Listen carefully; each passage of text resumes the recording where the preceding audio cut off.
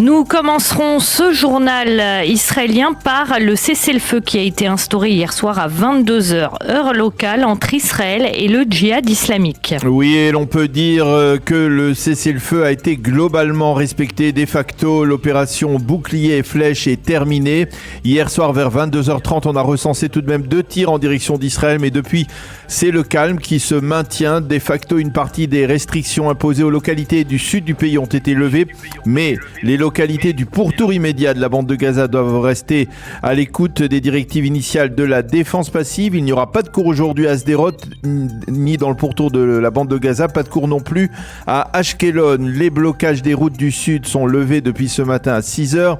Les directives pourraient changer en fonction des estimations de la défense passive. Et puis il y a une heure, il a été décidé de rouvrir partiellement les postes frontières avec la bande de Gaza. Le poste de passage d'Erez devrait ouvrir à 8h précises, donc maintenant, après une fermeture de 5 jours complets. Mais malgré tout, côté israélien, on fait montre, Daniel, de fermeté en direction du djihad islamique. En effet, côté israélien, on explique très clairement que ce cessez-le-feu instauré à l'initiative de l'Égypte signifie qu'Israël réagira au calme par le calme, mais si la moindre menace surgit, Israël fera, je cite, tout ce qu'il se doit pour se défendre. C'est ce qui figure dans un communiqué publié par le bureau du Premier ministre hier soir. Quant au conseiller à la sécurité nationale Tzachi Hanegbi, il a remercié le président égyptien Al-Sisi pour ses efforts de médiation en vue de mettre fin à la confrontation. Et à propos des 2 tirs intervenus après l'entrée en vigueur du cessez-le-feu, un officier supérieur de Tsahal a expliqué que le djihad n'était pas une armée régulière et que parfois les ordres prenaient du temps avant d'arriver sur le terrain.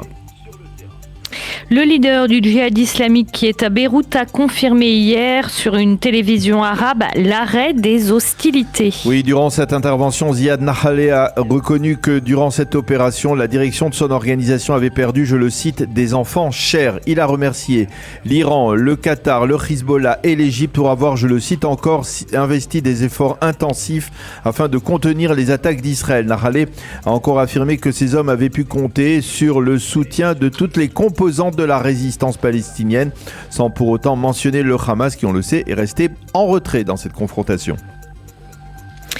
Et les élections présidentielles en Turquie, c'est aujourd'hui pour Recep Tayyip Erdogan un enjeu de taille.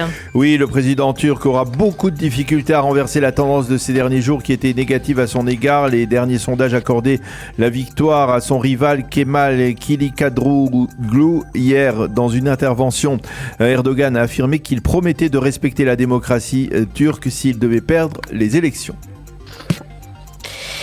Et puis de hauts fonctionnaires au ministère des Finances s'insurgent contre la décision du gouvernement d'accorder d'importantes subventions au public orthodoxe. Oui, selon le budget de l'État, le système éducatif orthodoxe devrait recevoir des allocations à montant de près de 10 milliards de shekels. Le montant exact n'est pas tout à fait précis, ainsi qu'1 milliard supplémentaire en bons d'achat dans les supermarchés pour les familles nécessiteuses, selon le préposé au budget. Ces mesures encourageraient les orthodoxes à ne pas entrer sur le marché du travail. Selon lui, on recense actuellement 50% des hommes orthodoxes qui travaillent et il précise que si ce pourcentage n'augmente pas d'ici 40 ans, il faudra alors augmenter les impôts directs de 16% pour conserver les mêmes services publics.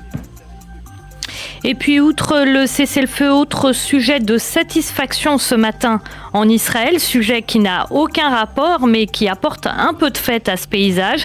C'est la 3e place de Noah Kirel à l'Eurovision. En effet, la jeune chanteuse israélienne s'est classée à la 3e place avec sa licorne, derrière la Suédoise Loreen et son tatou, et la Finlande avec Tchak Tcha Tcha Tcha. Immédiatement après les résultats du concours, Noah Kirel a déclaré à la télévision israélienne que son classement était, je cite, un succès inimaginable.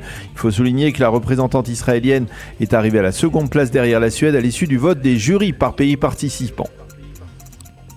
Tcha-tcha-tcha, une licorne et du sport pour finir. Autre excellent résultat cette fois-ci avec le Hapoel Jérusalem. Oui, le Hapoel Jérusalem en basketball s'est qualifié vendredi après-midi pour la finale de la Coupe d'Europe de basketball en battant le tenant du titre Tenerife d'1 point, 69-68, qui plus est à Malaga en Espagne. Plus de 3000 supporters du Hapoel Jérusalem, dont beaucoup sont religieux d'ailleurs, ont assisté au match qui s'est terminé peu avant l'entrée du Shabbat en Espagne. Et le Hapoel rencontrera ce soir en finale de la compétition les Allemands de Telekom Bonn.